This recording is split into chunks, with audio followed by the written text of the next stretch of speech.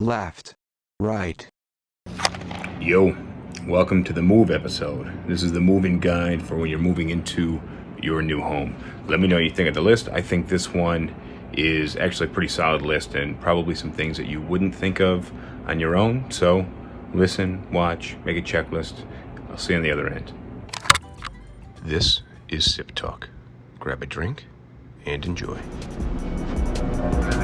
Of course, it's Philly.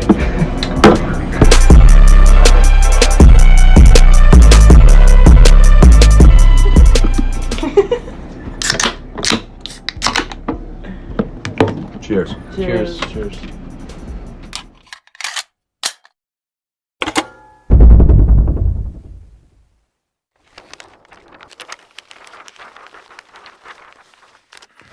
All right, it looks like we could very much be live, and we are. Very exciting.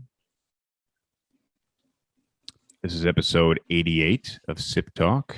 The topic of today's episode is moving day, as James the Bosnator Boswell out of Charleston, South Carolina, has an upcoming move. Looks like the stars have more or less aligned for you, right? Everything's looking good in terms of the closing scheduled for tomorrow. Yep. Wired the money today. The opposing attorney has it. So my bank account is looking really ugly.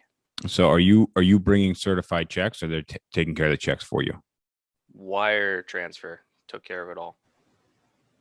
Well, but at some point, I imagine either the attorney you didn't wire it to the seller.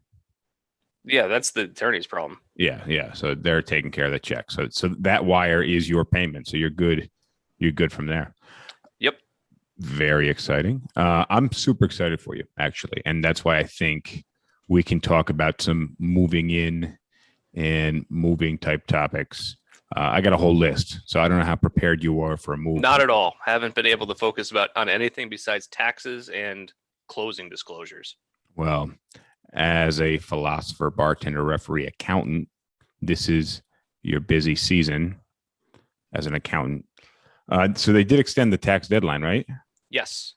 Until May 17th for individual filers. What about businesses? It depends on what type of business you are. What about real estate business? LLC? LLC is not a type of business. Yeah, so it's the same date as individuals. If you are a partnership or an S corporation that issues a K1, then your filing deadline was 10 days ago. Oh, if brilliant. you are a C corporation, your filing deadline is 5/17 now. All right. So those of you who are watching or listening to us, we have David Boswell. He'll be joining us shortly out of Sacramento, California. Thank you for the tax advice, James. So I actually checked out this website called Homelight, which I've used for some other house and housing related tips. They have some great move day tips and moving in tips. So I'm going to quote most of those. I have some of my own. I should be taking notes. You probably should be. I'll share my notes with you when we're done. I'm just on the yellow paper here.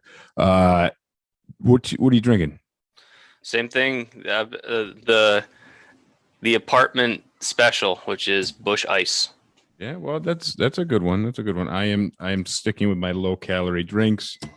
Today is going to be the same as the last time. Some lime, limon verde, some bitters, and Diet Looks Coke. like that thing's almost empty. Yeah, no, it's definitely. Luckily, you can find bitters at pretty much any grocery store. Usually, what do they cost around you? They're usually about $10. Yeah, you can figure traditional Angostura bitters probably run you like $9 to $11, depending on where you are. I've really fallen in love with orange bitters. I have some orange bitters actually, somewhere upstairs. But I always go with the Angostura bitters. Do you know what the main flavor ingredient in those is? Well, let's look at the bottle. No, you don't get to cheat. How can I not cheat when it's in front of me? No, I literally have no idea though. What is the main flavor? Peach pits. Oh no shit! I guess you suck on a peach pit. That's kind of bitter, right? Yeah, so you take basically grain alcohol and peach pits are the two main ingredients, and you just let the grain alcohol leach out the oils and tannins from the peach pits, and then you probably dilute it a little bit, and each Angostura bitters will probably have some other flavoring ingredients, but the main thing is peach pits. Peach pits, interesting. That's bitter. I did not know that. Now I'm gonna be looking for a taste of peach. See if my olfactory memory here helps me at all. I'm pretty sure that peach pits don't taste much like a peach. Peach, Does yeah, I know, but tastes like an avocado seed. All right. So slow to get started. I actually just ate a big steak. I love going to a nice steak restaurant and eating steak. But tonight I picked it up from the restaurant, and it's a totally different experience. I didn't finish it. I got so full. I feel like if that was on a plate at a restaurant, I would have easily finished it and just kind of powered through. But I'm moving a little slow because it seemed like a lot of food in these little plastic containers. All right. So let's get into moving. What do I have here first? So are you planning to just show up with your stuff, or you're planning to obviously do a little walkthrough? But I'm not going to be able to do the walkthrough. Like, I've already seen the place. The repair inspection was last week. My agent asked me if I wanted to do the walkthrough. I got to work tomorrow. So I told him, I was like, seems like a good idea, but like the repair inspection was pretty thorough, and I don't think a lot's changed in a week. So I don't know. And he's like, well, I'll do the walkthrough for you. And then my younger brother's going to go attend it as well. So all right. Well, so you're covered. I'll let those two. Yeah. You're covered. So make sure like the roof didn't collapse in the last week. My thinking was it's definitely good to show up before you just show up with all of your crap. And if you are hoping to do like a decent cleaning, because usually I know in New York City, homes are delivered what's called broom swept clean. Now, I don't know if you're like a super clean person. I know everybody right now is like bathing in antibacterial lotion. So if you're one of those people, cleaning something with a broom is definitely not to your standards of cleanliness. So people may want to go in and spray some actual chemicals down and do like a wet Swiffer, clean the bathrooms. Because remember, like when you move in someplace, you spend a lot more time with the small super details. Once you've decided you're moving, you don't really give a shit. Like, I mean, think about it as a guy. If you're standing up and you're taking a piss and you slightly miss the toilet bowl a little bit and you live there, like you're probably going to wipe that up. But like if you're just like, fuck, like I'm leaving in a couple of days, you're just going to piss on the floor, probably walk away. Sad truth, ladies, but that's pretty true. And ladies who have been into a men's bathroom where they're in a men's public bathroom, guys trickle on the floor, they're not bending over with some toilet paper and wiping that shit off the floor. They're walking out of there. All right. And tracking it out to the halls.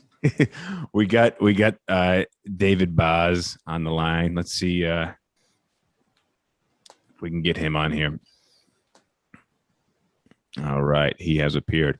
What's up, David, over in sunny Sacramento, California? Still very sunny. We had to close the blinds just to get that annoying sunspot out.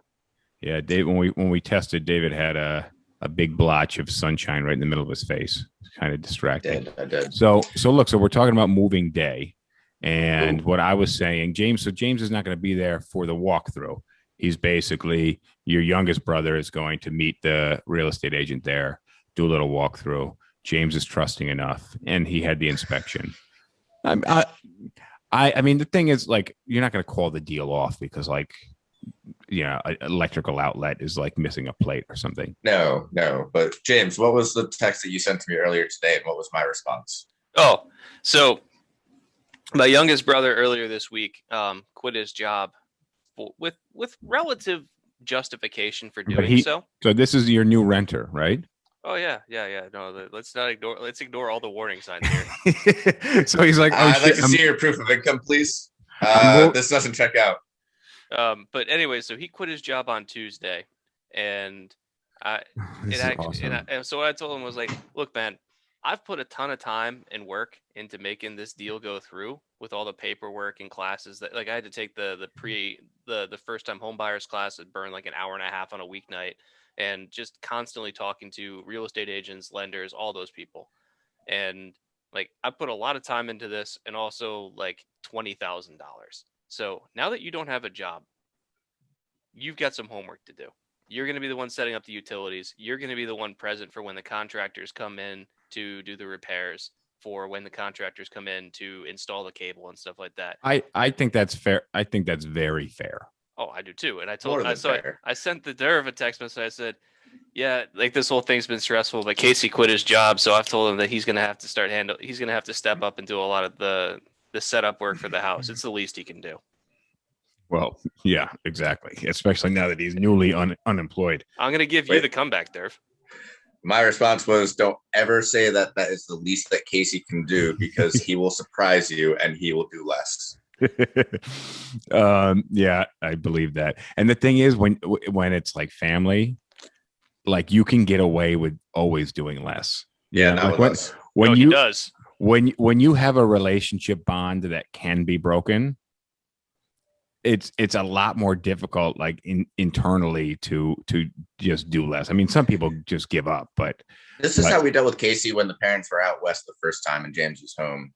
And we said, Casey, James and I, we went out to the grocery store. We cooked dinner. We took care of everything else. The least he can do is do the 3 or 4 dishes that are here, like our plates plus the 1 pan. That's it. We did everything else. So at the end of it, he does the dishes. I say, Casey, all right. So there's a bowl there. I look at it, grimy as hell. Casey, drink some water out of that bowl. No, Casey, you wash those dishes. You're gonna give those and put those back in the cupboard, but you won't drink out of them yourself. Does that not tell you did a poor job? Yeah. Are you gonna do it again? Yeah. All right. Well, look, he's not here to defend himself, so I have to. He's over there. I have to step in. All right, I believe you. All right, so what we were talking about though was cleaning up when you move in, because when somebody's moving out, people let stuff slide, especially when they don't care as much and they're moving out. So my advice is, if you are a super clean, super neat person, that you go in before you show up with all your boxes and furniture and all your crap, and you do a deep clean, and that's like, a vacuum or a dry Swiffer, then followed by like a wet Swiffer, a deep clean of the bathroom or bathrooms. If the previous owner had pets, then you got a lot more, because you don't want like cat hair or dog hair that bunches up in the corners and everywhere. So my advice, you bring that up, because all the pictures I see and all the showings I've been looking at here in Sacramento, everything is manicured. Like the pictures that they post, or the carpets, well, you can see they're clearly professional. I haven't seen anything, maybe 10% that are like lived in pictures. Well, but there's a difference. Some people will go out of their way and stage their home while they're still living there, and it looks great in the staging. And then you show up for the viewing, and you can tell like they just made their bed. And obviously, they've taken it's somebody who's staging their house, probably taking decent care of their house, and is going to make it look nice before you show up for a viewing.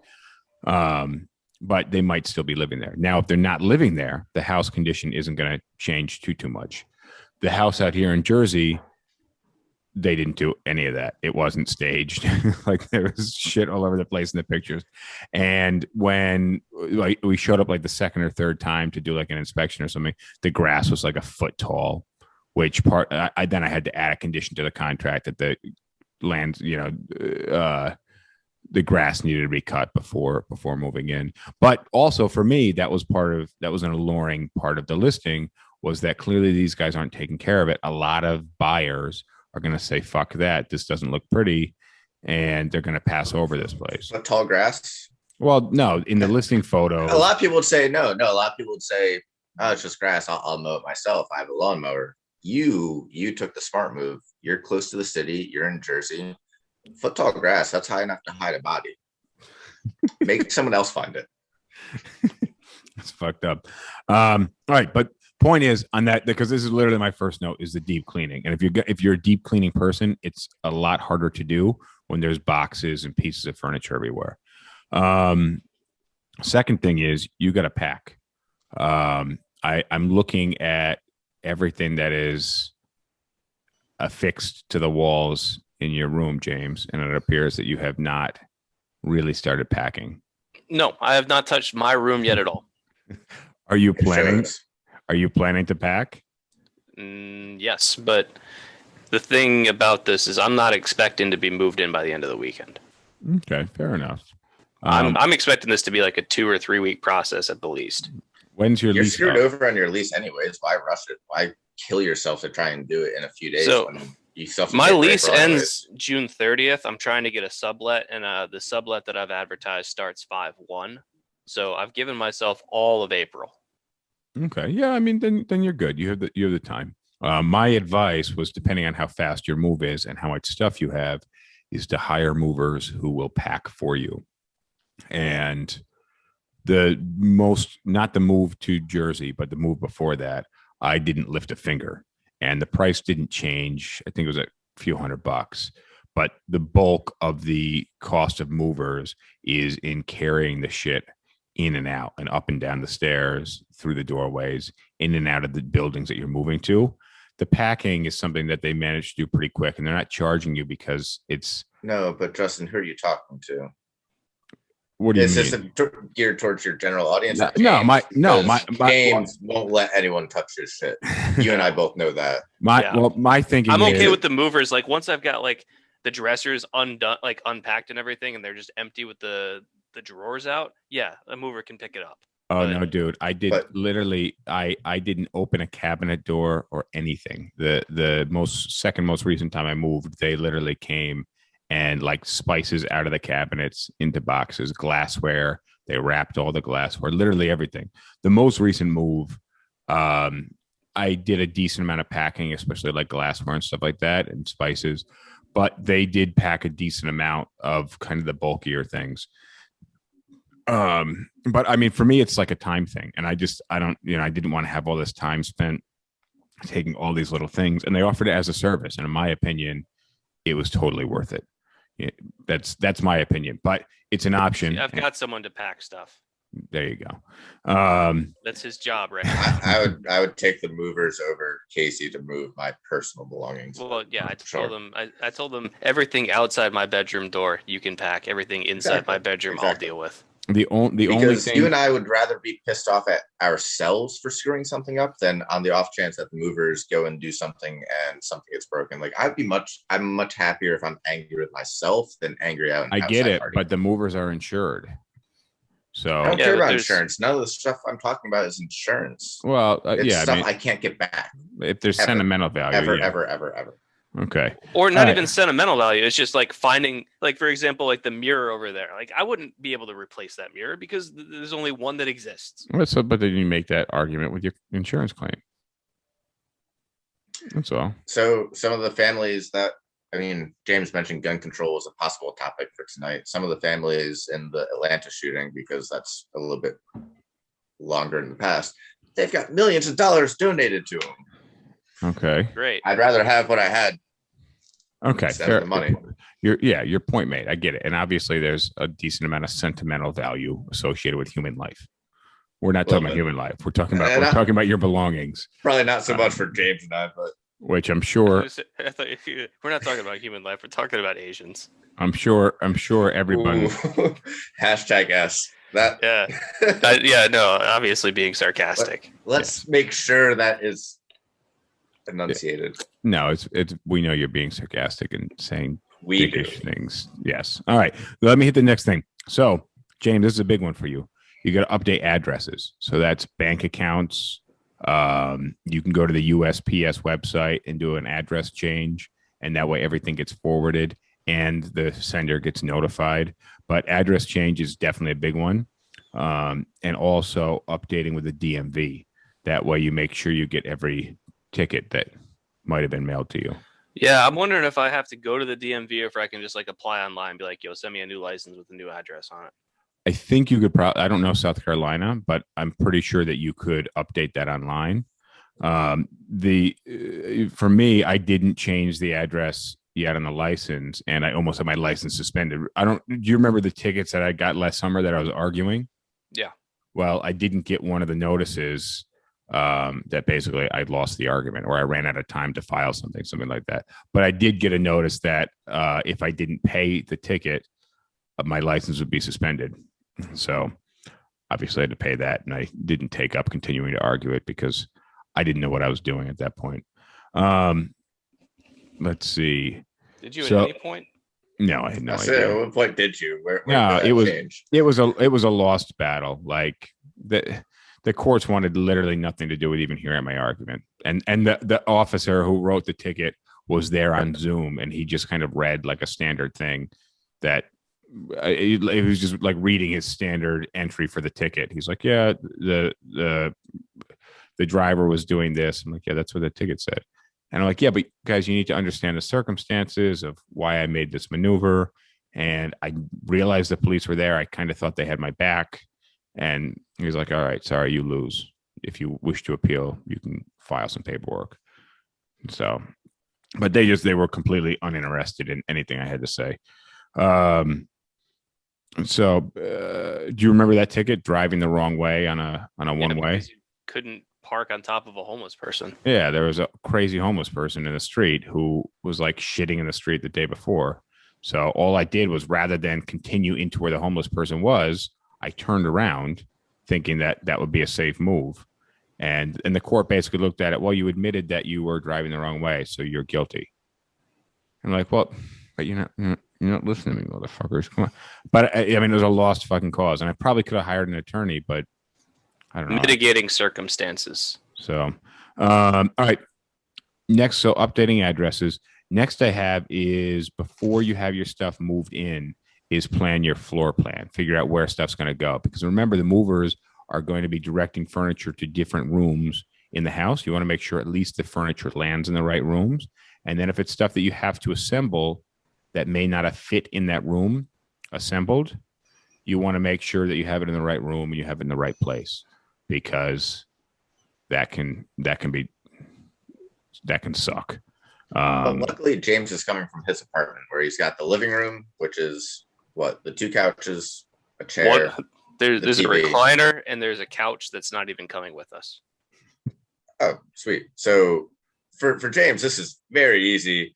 Boxes with a J on it go into that room. Boxes with a K go into the kitchen, and then the steaming pile of whatever Casey's brought down, which he doesn't have most of his stuff, that gets tossed into like a burlap sack. For the most part, like, each of us is just going to be stocking our bedroom, and then like there's going to be a kitchen table that goes somewhere and a recliner that goes somewhere, and that's pretty much it. So do you plan to buy furniture when you move in to furnish the home? Over time. Okay.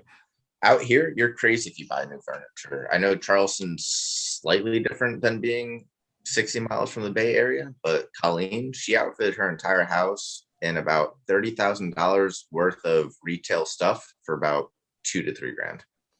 Oh shit! And Charleston's really not that far off. You have the estate sales. You have the estate sales.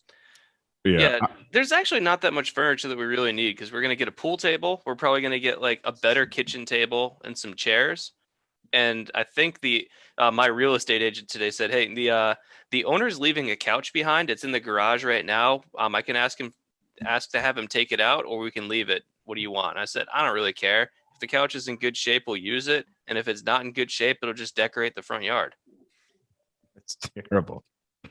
The couch from the garage, I imagine, cannot be in that good of shape, considering it's a couch in the garage. Well, I think it wasn't originally in the garage. It's just that's where it is now. Okay. And I asked my agent, I said, how good is the couch? And he said, it doesn't seem like it's in that bad shape.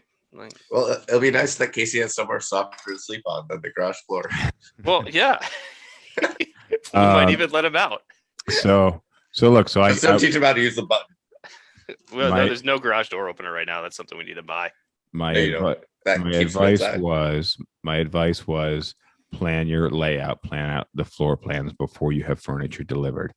The next piece of advice is internet and electric. Now, I know you guys are going to want to have Wi-Fi set up, and that's something you got to look into. You don't want to be there and then be disconnected, because that sucks. And when you're moving and you're in between, at some point your computer and your router are going to be disconnected where you are now. And if you go to the next place and there's not internet, that's going to blow. Oh yeah. So you want to focus on that. And the other thing is, I noticed that I was not prepared for here is I didn't know where I wanted to place the router, and it needed to be wired through the house, which meant drilling into the floors and through walls. So you want to figure that out, because obviously I'm doing a lot of work here and I'm refinishing floors and patching walls and stuff. And now I have this long wire that goes to the router, kind of just like outside of the ceiling, when it could have been placed somewhere, behind the sheetrock, had I planned it a little better. Looked into mesh networks. You could have your entire house by Wi-Fi no matter where the router was. It would cost, well, I don't know how much you spend on routing the wire through, but mesh networks. What is it called? Mesh network. So it's basically, you get your main router, and then you have, basically, just think of them as like smaller sister routers all throughout your house. So they pick up on the signal, they get it perfectly from there, and then they amplify it perfectly from there. So you can it's basically just a whole bunch of Wi-Fi boosters. Yeah. And what do they plug in? They plug into outlets? Exactly. They plug into outlets. They sync up to, let's call it the mothership. Yeah. And you can have your entire house way more than any single router could ever do. Well, that's probably what we're going to be doing. We're going to have 2 modems, because me and Casey need a wired connection, and then we'll have like a signal booster somewhere else, and we'll be good. Well, we already got internet coming on Saturday, so we're. But my point is figure out where you want to have the internet placed and the routers placed, because they're going to be running wires and drilling holes through walls and across ceilings. And obviously, even though you have Wi-Fi and wireless internet, there are still wires involved. So you want to plan that out, because it may be an issue. But all right, next one is a repair and maintenance checklist. So do you actually have an official list? You said you were going to hire some repair people, hire some contractors. Do you have an actual list that you've prepared? All right. And I've got the inspection report, and I've gone through it and basically created a list of the things that I care about getting done right now, and then things that can wait until later. Okay. Same thing here. We have a list of, I don't know, so many different things, and then priorities. And we're trying to do the kitchen. Kitchen was supposed to be the first thing, but we're doing all this other stuff here. And it's just because the kitchen is taking super long time. Today we had 3 trees removed. Very big day against Mother Nature, small victory in the fight for global warming. We knocked 3 trees down. Actually, these trees were obnoxiously large. If you didn't leave your car running while you were doing it, just idling in the driveway, you don't get to say that. Because that was hard to power the chainsaw. But no, these trees were obnoxious, shading over the house. And now there's like some moss growing on the roof because the roof wasn't getting enough sunlight. So trees are down. It's definitely a good look for the house. The house looked small compared to this giant overgrown tree in the front. So removing the tree gives the house a little bit better curb appeal. And then some are removed in the back. I guess the roots are really screwing with the patio that was poured concrete. So at least that stopped. Very happy about that. Yeah, we have some plans for eliminating some trees on this property as well. Yeah, I mean, do you have a chainsaw? No, but I might just hire some landscapers, because they're not big trees; they're just inconveniently placed. Oh yeah. These trees were obnoxious. I have these Ryobi tools. Ryobi is, like, for the most part, good enough for what I need it for. But there are some projects that should be the brand's logo, or like brand's tagline. It's good. We're good enough. It's not a premium brand. Toshiba, buy it for looks, buy it for 6 months. That's actually not their slogan. That's a slogan for like a faucet manufacturer. I don't know how Andrew... buy it for life. It's Moen. Moen, yeah. I like Moen. Faucet manufacturer. But it's funny because I recognize that I'm kind of like, I don't know enough about tools, but I recognize that I'm buying like inferior quality tools. And like you have this neon green tool. So like it's if it was red or black or yellow, it would look like any other tool, but you just have this neon thing that you're waving around that just says what that says is that when you show up at a work site with the neon green, it says everyone stay the fuck away because he doesn't know what the hell he's doing. He bought the cheapo shit. Yeah. But yeah, I mean, I've broken a bunch of Ryobi tools and well, go figure. I don't know who that says more about, Ryobi.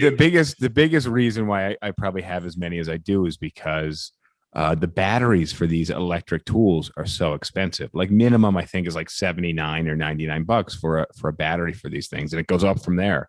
But you can get like a pack of tools with different saws, different drills, flashlight, circular saw, jigsaw, and it's $99, and it comes with a battery. Yeah. So I end up just buying these crappy tools over and over again. Whatever. So who cares if you break them? Well, they're good. They're good for light or medium use. Exactly. Yeah. Like Justin if I'm hanging doesn't a picture, do light or medium. Justin does extra. If I'm hanging a picture, like I can use a Ryobi drill. But when I was like drilling into the floor and I needed an impact driver in the kitchen, like the Ryobi just wasn't holding up. It died when I was like mixing paint.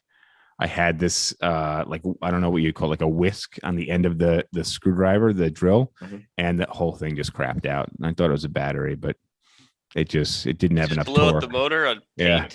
Well, it was thick paint. I don't know. Have you ever? Thick paint, you guys. Let me ask you a question. Have you ever tried drilling paint? I've never been asked that question before. All right. Next thing on the list, the move-in checklist here. You want a repair maintenance checklist. All right. This is a good one. Is changing your locks. Yes. So, and not, the agent probably had access to a key, and the previous owner might still have some keys, and maybe they have some copies of keys. But also, you don't know who the previous owner gave keys to. They could have given keys to their friends. They could have given keys to their neighbors. So you want to change the locks right away. That's the best piece of advice that you've had on this list. The rest are more common sense. This is one of the few things like you don't think about it. But James, you're on Reddit, lockpicking lawyer. He always talks about this. You want to change the locks. You're talking a $40 to $100 investment to conserve all the shit that it protects. Yeah, that's probably not a day one thing, but it's maybe a week one thing. I would say it depends on when you're moving stuff closer to day one. It depends. If day one isn't moving your personal belongings in, then it's not a day one thing. And it's just moving Casey's personal belongings in. Oh man! Make him go. No, don't make him go get the lock sets. I took it back as soon as I said you should go get the new lock sets. You need to. I got the locks, Casey. These are for cabinets. They're master combination locks. What are these going to do? Man, being the youngest sibling in your family has got to be tough. I definitely give it to your brother. All right, next one I got, and it's along the lines of changing locks, is check your fire, smoke detector, carbon monoxide detector for batteries. So when you move in, my advice would be to get a couple packs of different assorted batteries and light bulbs. And also, it's something that drives me absolutely insane is different light bulbs. Actually, there's I'm looking at 3 different light bulbs from where I am in the basement here. But having different brightnesses of light bulbs that should be the same. So you have a hallway and one's like 75 watts and the other one's 40 watts. It just looks silly. And then the difference in the warmth of lights. I like a warmer light. Some people like something that looks like BMW headlights, like the xenon bluish. Yo, I hate those. Super bright. Can I give an addendum to Justin's suggestion here? He's talking about smoke detectors. One, go ahead and just start off and get rid of the thermostat that you have in the house and buy the Nest and buy a couple of the Nest fire detectors. It's a little bit more expensive, but it will save you a lot on electricity. There's a lot to be said in the pros and cons of having your house connected because of different. I am very opposed to this. That's literally my next note. And I was going to say that, James, if you want, I have a Nest thermostat next time, if one of us travels. They're really handy. The other thing I was going to say on Justin's point about light, I found these smart light bulbs, which are like $25 for 4. And that's way down from where they were. So they're LEDs, way more energy efficient. I can set them on schedules. I can set them to wake me up 5 minutes after my alarm goes off. So like the lights turn on as my alarm's going off in the morning, which is really nice. The lights. Yeah, smart lights. I love smart lights. When they go, I had them set to go on, with the alarm in the morning. Mine actually, I think they go on a little before the alarm. And it's a nice natural way to wake up, and it's really difficult to go back to sleep when all the lights in your room are on. It is. It really stops you from sleeping through that second or third alarm. And again, you can set them on schedules, and it's much more energy efficient. They're a little bit more expensive than the halogens, but I think they're worth it. All right. So then I saw, here's another note on the deep clean is mouse traps and insect traps, because now you have a lot more space. You want to make sure you don't have any mice or bug problem. So my advice would be to get some sticky traps and maybe some mouse traps or something like that, and just put them in some corners or put them like under where the range is, just to make sure. And that way, you check it in 2-3 weeks, and if there's anything in there, maybe you put out, or you hire an exterminator or something like that. Actually, I would start you doing this in Casey's room now, so that way less of this gets transferred from apartment to house. Yeah, well, I was thinking for like the carbon monoxide thing, like you probably want to run a test and like have your car in the garage and leave it running for a couple hours, and just stay in the house to make sure that the carbon monoxide levels don't get too high. Yeah, you can set a light in the garage so it wakes you up later. Mm-hmm. James is joking on that, but a carbon monoxide detector is super important. Does carbon monoxide rise or fall? Fall. It falls. So carbon monoxide detectors need to be set low. Smoke detectors set high. I did want to add a note because I just saw this comment from Tori from my office. I'm actually, as soon as we wrap this podcast, I'm going to jump back into painting. So I'm actually wearing my painting sweatshirt. just anybody who's watching this, that's kind of why I look like a schlep. I've had this for a long time, and it's very much covered in paint.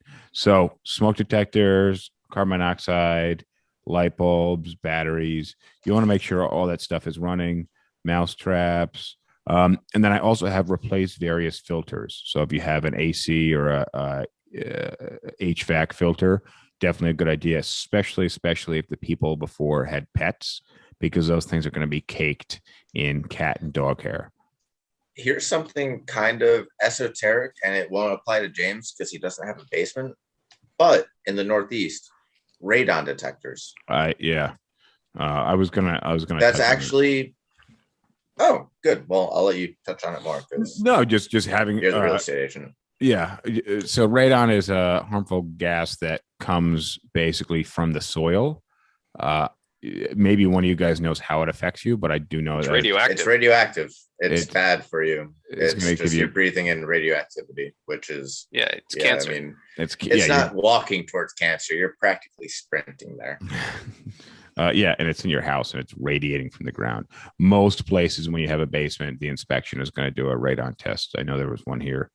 I hope so, at least, because I am in the basement. That's where you are. I know there was one actually. All right, and then we got okay. Here's a good one. Figure out what's under warranty.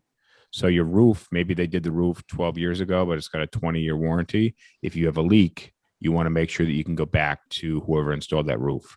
So those would be some good questions you want to get out there before the seller is too distant from the sale to really give a shit and just doesn't answer you. So finding out what's under warranty is definitely a good one. And then along with that are service providers. And it wouldn't be a bad idea to go, I mean, depends on the service and how it was done in the house. There's some things in this house that I'm not crazy about how they were done. And the previous owner gave me a list of contacts for landscaping, plumbing, electrical, and which was super helpful, like super helpful. And the people know the property. They know the house already. Some of those I've reached out to. Some of them I'm like, I think I'll find somebody new.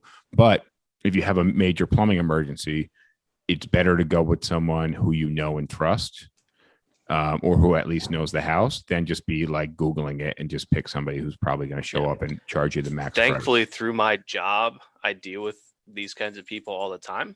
I like one of my main clients is a plumbing business. Another main client is a roofing and construction business. Another one's a landscaping business. So, and if I know not to hire them, they don't like me. Yeah. But even if I don't have clients that I work with directly, guaranteed at my firm we have somebody. So I could just talk to the partners and say, hey, I got this problem with my house. We have anybody that does this kind of stuff? Oh yeah, so and so. Yeah. Well, I'd work on plumber, electrician, landscaping. I would work on that list as soon as possible, because especially if it's a plumbing issue or an electrical issue, it may not be something that, if it's a Friday night and it happens, that you're going to want to ask someone from your office on Monday morning. It could be you need to get that person over there immediately. So that'd be a list I'd work on.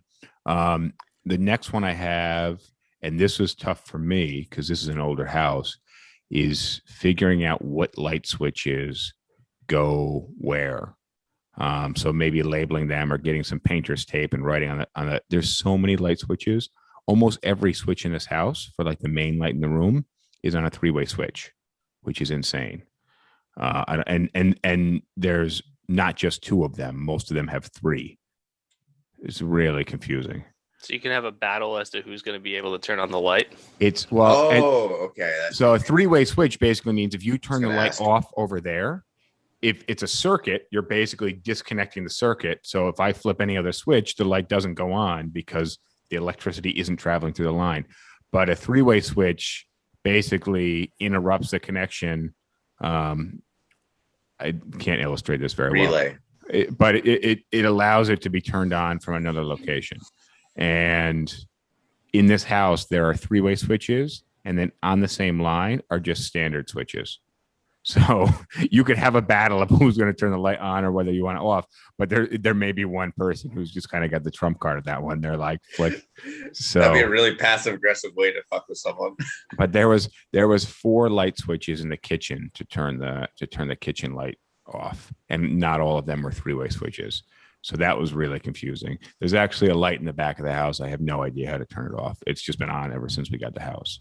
So labeling light switches is really important. So actually with the kitchen renovation, I'm consolidating. I'm probably going to eliminate like 5 switches altogether, maybe more, because there's so many switches. You should just make everything in the kitchen attached to one switch. Zing. Honey, why is the oven on? I need to see so I can turn on the sink. Yeah. I'm running the garbage disposal. What do you expect? Oh my God. So I'm shopping for kitchen appliances. And last night I was looking at kitchen faucets. So I got a new door handle for the front of the house. And I'm trying to get a solid brass one, because now they're like not solid metal at all. They're hollow, and then they're not actually brass. They're just painted with whatever color. And sometimes it's like it could be a brass finish, but it's super, super thin. So I was looking for a forged brass handle, and I found one online, and the thing's got to be like 30 years old. The box is old as shit, but it's never been opened.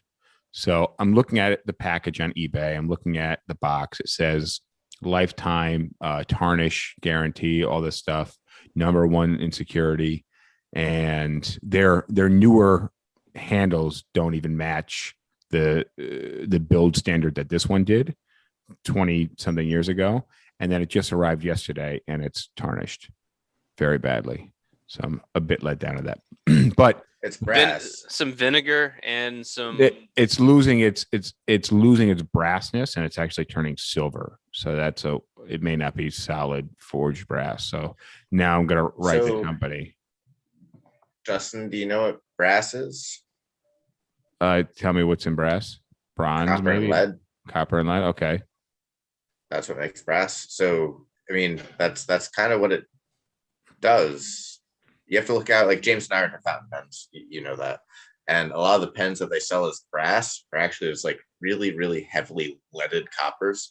And it's technically a brass, but it's not something you want to be writing with all day. It's not something you want to be touching. So what you could do is what James said, bring out some of the luster in it and then seal it.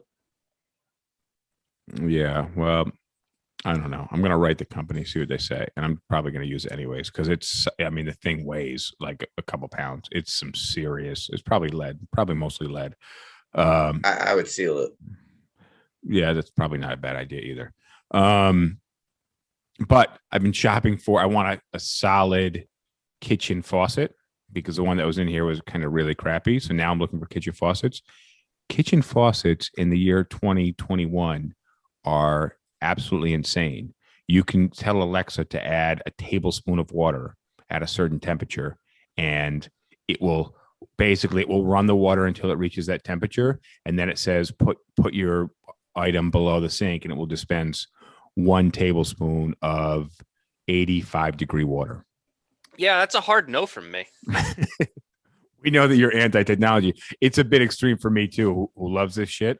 But I was just like, holy fuck. I didn't know that this technology existed. I need to know. I need to find out who does need that technology. Well, that's what I was thinking. I was 85-degree water, Celsius or Fahrenheit. I don't care which. I mean, who needs it? I guess it's conceivable, and I can comprehend it. But really, you're right, and that's what I was thinking. Like, do I really need a $500 kitchen faucet that basically talks back to me?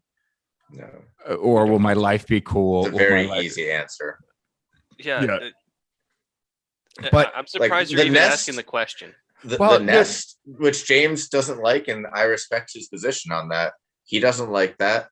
I think there's a lot more utility in it than a $500 thermostat. For one, it costs 1.5 times less, and two, you can set your thermostat remotely. If you're not there, you make sure that you if you leave the heat on, do whatever the hell. If you leave the AC on. Oh shit! I forgot to do it with the Nest smoke detectors.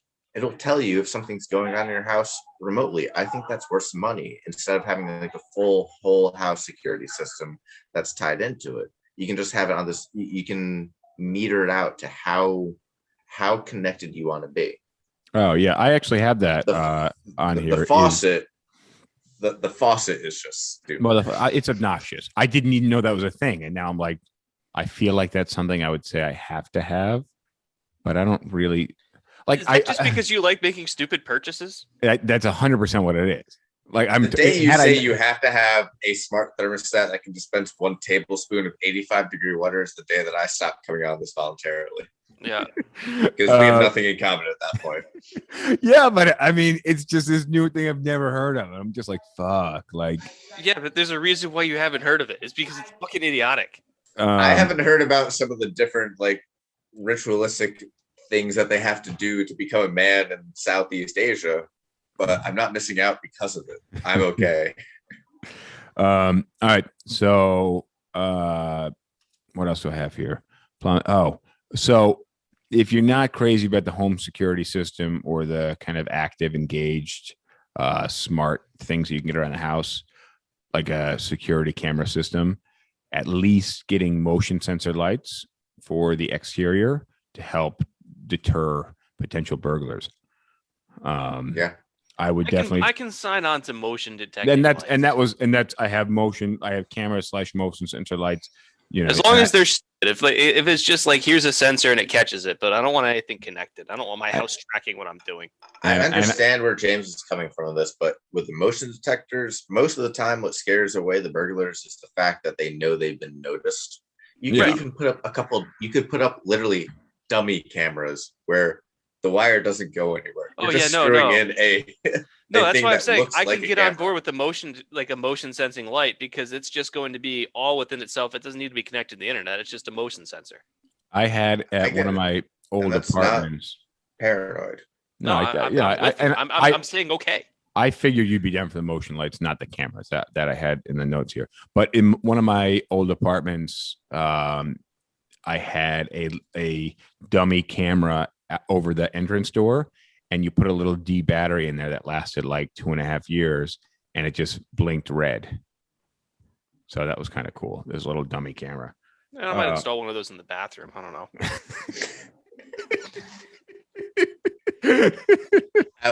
Dimitri Martin, I would like to buy the batteries. Dimitri Martin's great. What was I going to say? Let's see. So water testing your water. So I was listening to a podcast earlier, and they were talking about how plastics can affect like estrogen levels and stuff like that. But they were basically saying like everybody shits on tap water now. But for a while, people like the idea of buying cases of bottled water and bringing that home was just obnoxious. And if you live in Flint, it makes sense. Yeah, no, it still doesn't. It's still obnoxious because if you're buying cases, just buy the goddamn 6-gallon thing, whatever it is. Yeah, buy a water cooler. I don't know. Do that. Justin, where we grew up, do you remember who were they at the very, very bottom of our road? The McCarthys? Not the McCarthys. No. Dufresne? Crap. No, it started with an M. Really cool family. A Graph? Hope and Emily. Yeah, I know who you're talking about. So we had our water at the top of the hill or halfway up the hill, and we have some of the best water you'll ever have in your James and life. David grew up on a mountain. And we had what's called an artisanal spring. So an artisanal spring is if this is the mountain, we're taking the water from here, but it's drawing from all the way down there. So it's coming up through the rocks. It was great water. Best water I think I'll ever drink straight from the tap. Well water. It wasn't municipal, it wasn't anything. A mile down the road, you had Hope and Emily's family. And I'm annoyed that I can't remember the last name. McCaffrey? Yeah, that's what it is, yeah. Got it. The McCaffreys, they had to get their water in 5-gallon jugs because where it came up for them was through so much sulfur. Holy God, wow. Did their water smell like rotten eggs all the time. Yeah, we're on a well here, and there's something, everybody shits on Jersey water. So when I found out we were on a well, I was like, well, I'm kind of okay with that. But there's something that's not great about this water, and we got lucky. Most people don't even think about this stuff, but I recognize also that we got very lucky growing up with very good drinking water. Where we did some of the best. Honestly, Charleston's tap water is surprisingly good. So, it's not bad. I never had a complaint. Sacramento is actually pretty good too. I drink it straight from the tap. This point of advice that I'm making though on the checklist is get a water test so you know what's in the water. I did one the other night, and it was like 12:30, 1 o'clock at night. I was watching a movie, testing the water, and it was just dark, and I couldn't really work it. I got to do it again, but it was just like nothing about that story makes sense. No, it doesn't. But the point is, Were you watching Aaron Brockovich? No, I got one, and I tried to test it, and I couldn't figure out the results, and it was dark and shit. Were you drinking at the time? No, I was not. That would really tie everything together. But point is, I'm following the advice. Test your water. I'm just following it poorly. That's all. That's the point. Okay. All right. So what else do we have? Water test. New toilet seats. And maybe shower heads. Because that's, I'm just taking my shower head from here and bringing it with me. Yeah, I think that makes sense. And the toilet seat thing, that's not for everybody, but maybe I'll take my toilet seat from here and bring it with me too. My cousin one time told me she owns a lot. James, please. She owns a lot of rental property, and she says that she replaces the toilet seats. I'm like, oh shit, that's a good idea. So replacing toilet seats not a bad idea because if you think about it, it's kind of gross. And then especially if it's one of the cushy ones. Yeah, those. Yeah. Oh, God. To quote American Vandal, and I won't, but James knows. Don't. I said, and James knows, and I won't. All right. So water test, motion sensing lights, buying tools. Know what tools you need. Probably at your house, you're going to need rakes. You probably don't need a shovel. I definitely need a shovel. Well, you might. Well, with that big backyard, nobody will know. So a lawnmower, water hose, water hose. Could be higher. But you gotta make sure that you have the right tools because when you need something, you don't want to have to go to Home Depot every time you need something, or Lowe's. Oh, well, Best thing I saw on Reddit was whenever you're moving into somewhere new, you're buying a lot of stuff at Home Depot. Buy a plunger. That's where I was going. When you show up at 12:30 at night buying one thing at Walmart, the plunger. Or plunger and bleach. Oh man, I think I had a story. I don't even know it was me. I can't even remember this, but oh no, it definitely was having to plugging up the toilet before you had a date come over. Oh, that was bad. That was bad. I'll do you one better. My friend, we'll call him Tyler, which is his actual real name. Doesn't matter. He's not watching, and no one knows him. He was hooking up with a girl 2 houses down, and he's like, "Oh shit, I gotta go." He's a teacher; he had to go to school, and he used the bathroom in the morning, didn't flush. It's like, I'm late, and he texted her like, "I'm really, really sorry."